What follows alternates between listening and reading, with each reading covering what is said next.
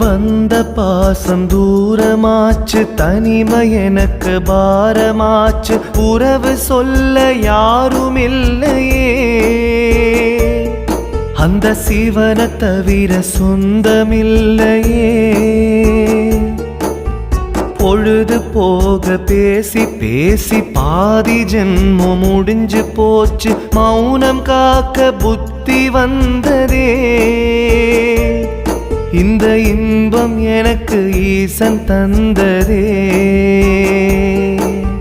கோவில் குளமும் தேடி அலைஞ்சு பாவம் தொலைய தலைய முழுகி எழுந்து விட்டா துன்பம் தீருமா, சிவன் அருளிருந்தா சாபம் சேருமா.